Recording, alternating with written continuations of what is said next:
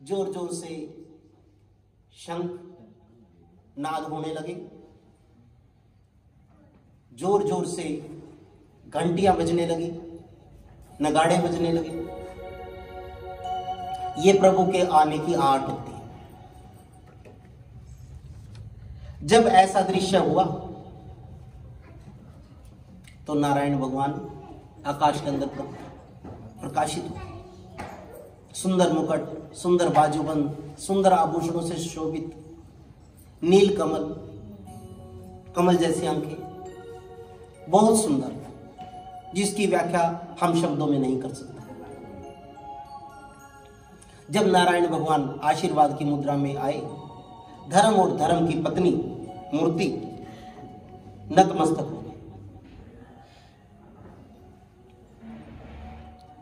नतमस्तक होकर के कहने लगे,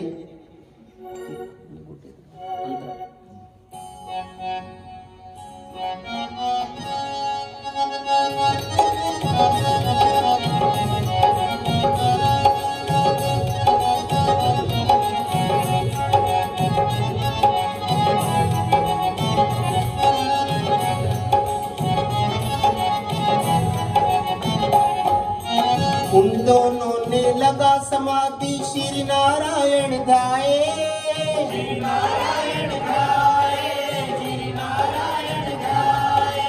उन दोनों ने लगा समाधि, श्री नारायण गाए, श्री नारायण गाए, श्री नारायण गाए।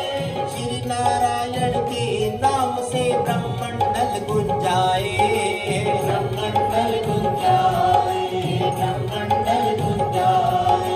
श्री नारायण के नाम से ब्रह्मंडल गुंजाए, ब्रह्मंडल गुंजाए, ब्रह्मंडल गुंजाए। श्री नारायण दर्शन पाए, श्री नारायण दर्शन पाए, श्री नारायण दर्शन पाए। तुमको पुत्र रूप में पाओ, केदारनाथ जी की कथा में गाओ, केदारनाथ जी की कथा में गाओ। ऋषभ रूप में आए बोले, ऋषभ रूप में आए बोले, ऋषभ रूप में आए बोले, भक्तों सुनाओ, केदारनाथ जी की कथा में गाओ, केदारनाथ जी की कथा में गाओ।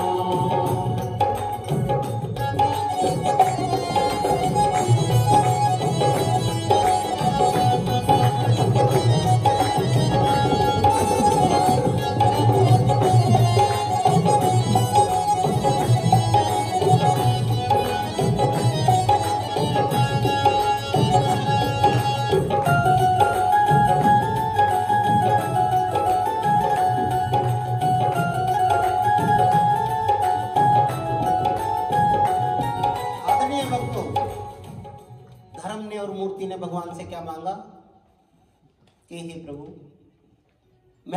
हमारे पास संतान नहीं है, हमें पुत्र की प्राप्ति हो, और हमें कोई साधारण पुत्र नहीं चाहिए। आप पुत्र रूप में मेरे घर में आओ, खुद आप चाहिए मेरे को। आदरणीय भक्तों, आज तक कभी ऐसा नहीं हुआ कि भगवान ने भक्त की विनती को स्वीकार ना किया, लेकिन भक्त के अंदर दम होना चाहिए उसको मनाने का। नारायण के तप से भक्तों दो पुत्र हो आए, दो पुत्र हो आए, दो पुत्र हो आए। नारायण के तप से भक्तों दो पुत्र हो आए, दो पुत्र हो आए, दो पुत्र हो आए। नर नारायण नाम धरा कर माँ का प्यार पाए, माँ का प्यार पाए, माँ का प्यार पाए। नर नारायण नाम धरा कर माँ का प्यार पाए, माँ का प्यार पाए, माँ का प्यार पाए। खेल कूद में बचपन बीता, खेल कूद में बचपन बीता, खेल कूद में बचपन बीता। युवा अवस्था पैर धरा हूँ, केदार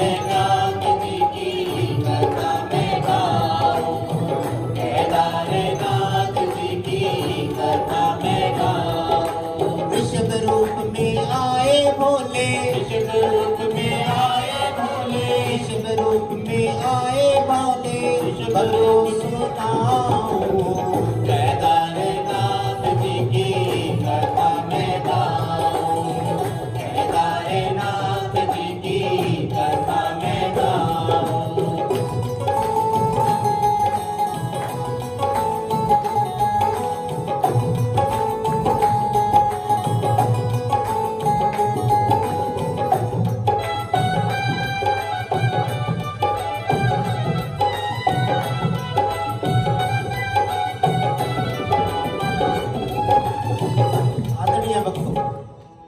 यहां कथा में थोड़ा सा बदलाव आता है।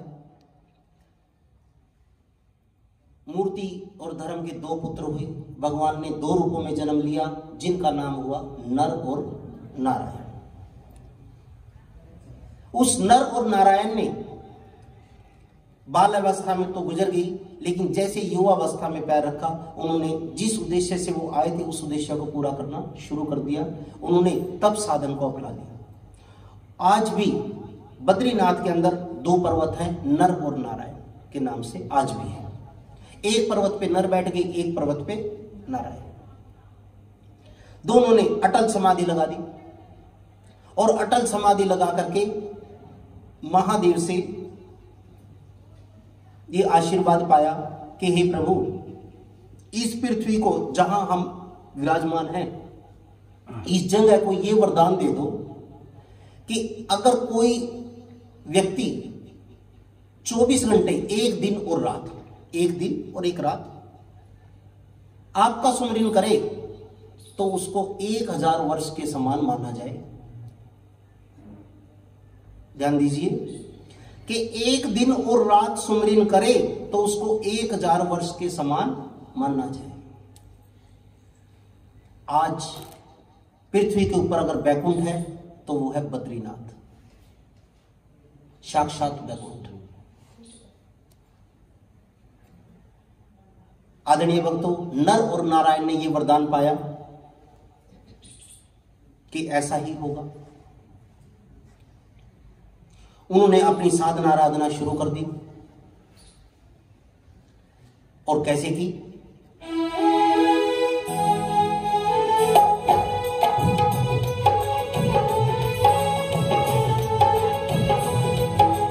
नर नारायण दोनों तपियों करण लागे, तपियों करण लागे, तपियों करण लागे। नर नारायण दोनों भाई तपियों करण लागे, तपियों करण लागे, तपियों करण लागे। इन दोनों के कठिन तप से इंद्र आसन कांपे,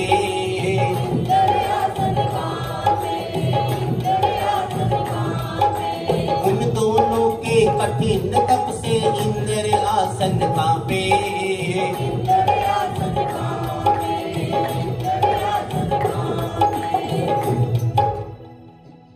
कितना कठोर तप!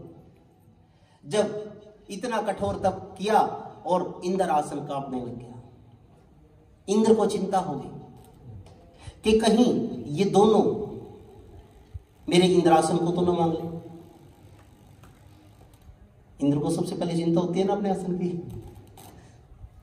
तो इंद्र को यह चिंता हुई कि कहीं ये दोनों भाई मेरे सिंहासन को ना छीन ले।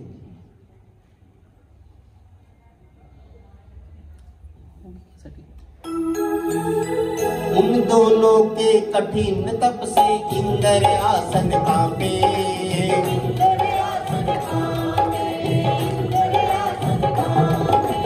देवराज अप्सरा भेजे। आदरणीय भक्तों, देवराज ने अपने स्वर्ग से अप्सराएं भेज दी। और कितनी? थोड़ी बहुत नहीं, 16,000 अप्सराएं भेज दी तप को खंडित करने के लिए। और अपने आप क्या किया? और उस पूरी घाटी के अंदर जहां नर और नारायण बैठे थे, उस पूरी घाटी के अंदर क्या किया?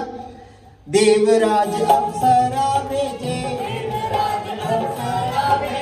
घाटी में मैं फूल खिला दूं, केदारनाथ जी की कथा मैं गाऊं, केदारनाथ जी की कथा मैं गाऊं। वृषभ रूप में आए भोले, वृषभ रूप में आए भोले, वृषभ रूप में आए भोले, भक्तों सुनाओ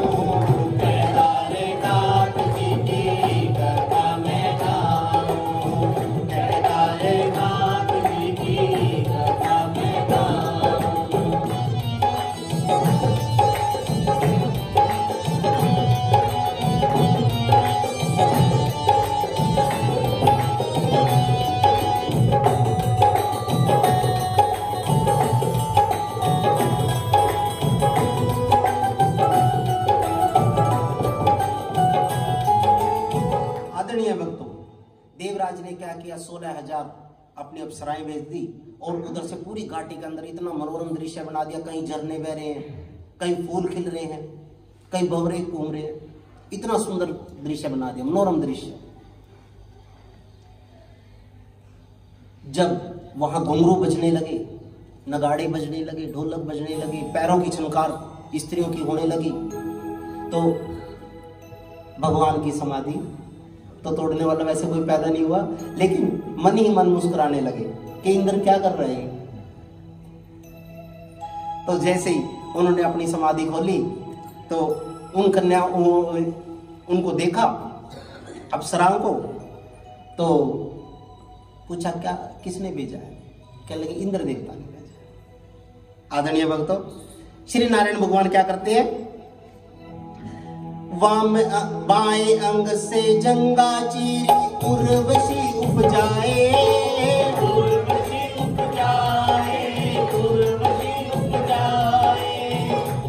बाएं अंग से, बाएं जंगा ऐसे चीरी और चीर करके उससे उर्वशी पैदा करते हैं। और उर्वशी इतनी सुंदर जिसको देखे तो आदमी देखता ही रह जाए।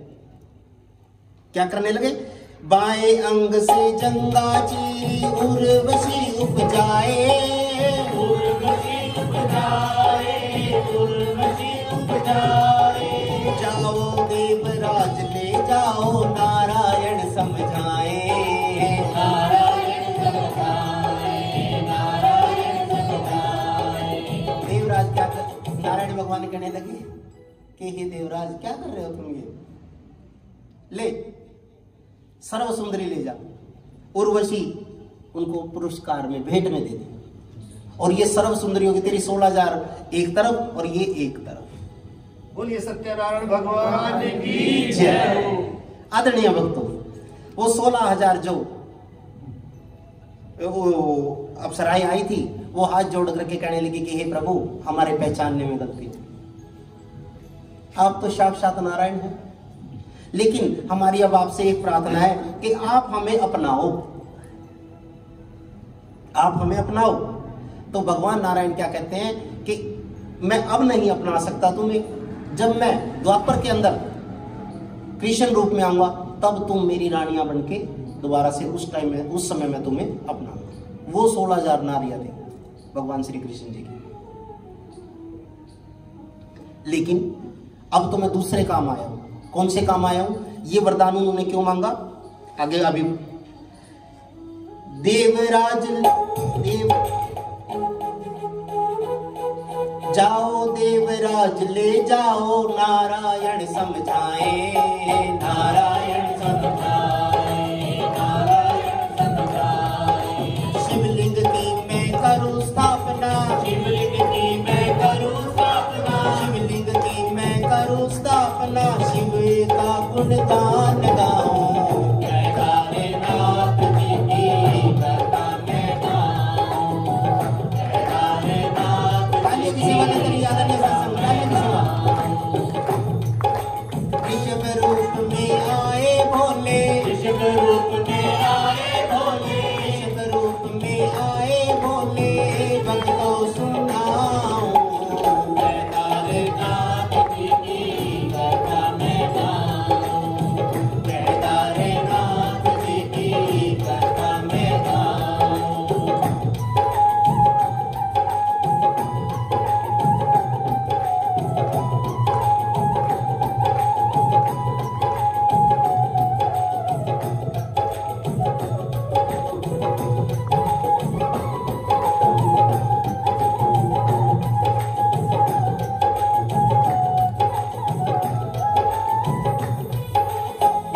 आदरणीय भक्तों, श्री नारायण भगवान ने शिवलिंग की स्थापना बद्रीनाथ के अंदर कर दी।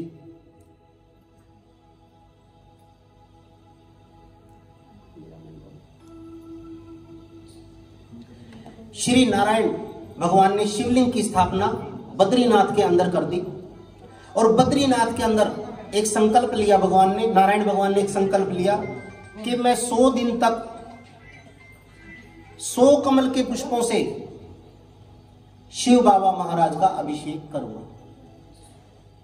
नारायण भगवान रोज मानसरोवर में जाते, आज भी वहाँ मानसरोवर है। अब बद्रीनाथ गए कोई? गए हो ना? मानसरोवर आज भी है ना वहाँ?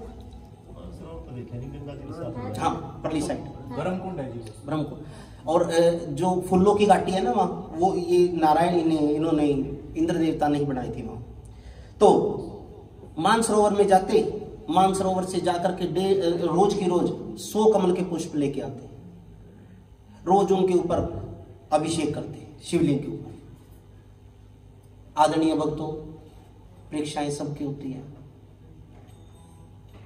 उधर से नारायण भगवान की भी परीक्षा होने लगी। 100वां दिन था, 100 कमल पुष्प तोड़ के रख लिए गए और भगवान नारायण, भगवान शिव पे एक एक पुष्प चढ़ा रहे हैं और कह रहे हैं, श्री कर्पूर गौरम करुणावतारम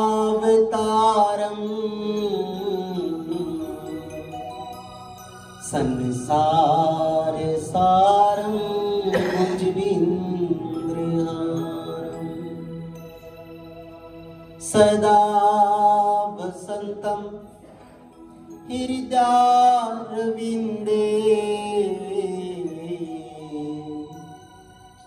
भवं भवानी सहितं नमामि भवं भवानी सहितं नमामि। आदरणीय भक्तों, इस मंत्र से एक एक मंत्र पढ़ते और कमल पुष्प चढ़ाते थे। लेकिन महादेव ने निराकार रूप में आके उनमें से एक कमल पुष्प चुरा लिया। और जब एक कमल पुष्प चुरा लिया गया तो एक कम रह गया। जब 99 पुष्प चढ़ गए और देखा भाई कमल पुष्प कम है, एक कमल पुष्प कम है, अगर मैं उठ के जाता हूं तो मेरा अनुष्ठान खंडित होता है, इसको तो यहीं पूरा करना पड़ेगा। प्रिय भक्तों, नारायण भगवान ने देर नहीं लगाई, अपना नैन निकाला और शिवलिंग के ऊपर चढ़ा दिया। शिवलिंग के ऊपर चढ़ा करके नारायण भगवान को बहुत ज्यादा भगवान की याद आती है और भगवान को याद करके कहते हैं कि हे प्रभु, ऐसी कौन सी गलती होगी जो आप दर्शन ही नहीं दे रहे हो। भगवान को क्या कहते हैं? हे वनवासी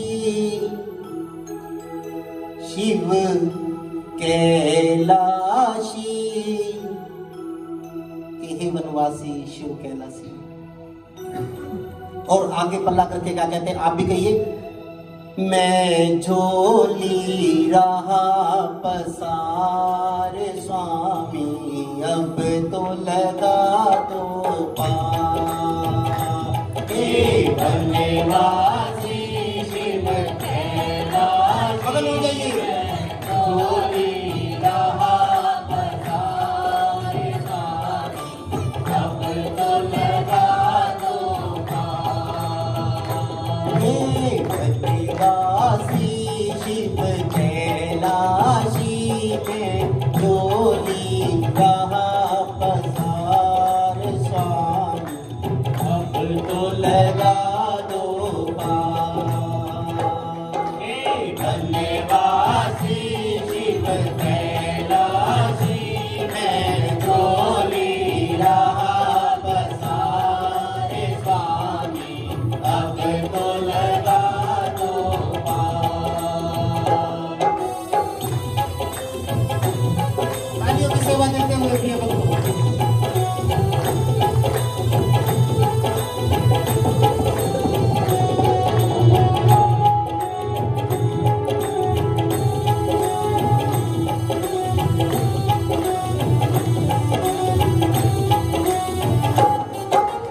कन्नी के सवाली तेरे घर आया, सुन ले अर्ज हमारी।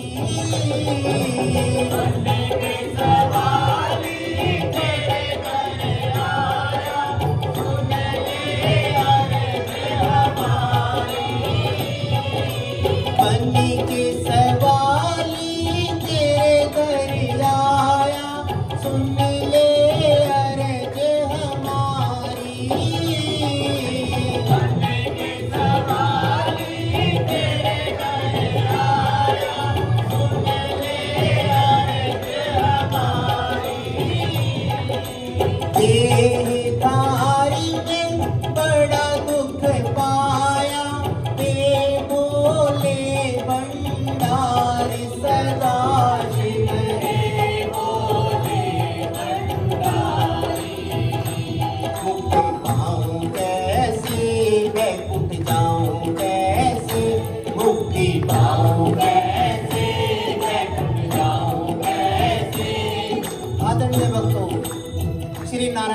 भगवान अपने बैकुंठ को याद करते हैं कि हे प्रभु, जब से नारायण रूप में नर रूप में मैंने जन्म लिया है, तब से कष्ट मेरे को व्यापक हो गए। यहाँ के कष्ट मृत्यु लोक में आ गया और मृत्यु लोक में कष्ट व्यापक हो गए। और प्रभु को याद करते हुए, अपने बैकुंठ याद करते हुए कह रहे हैं कि बैकुंठ जाऊं कैसे, मुक्ति पाऊं कैसे, बैकुंठ जाऊं कैसे, मुक्ति पाऊं कैसे, जैसे पिंजरे में फंसा विचार स्वामी, अब तो लगा दो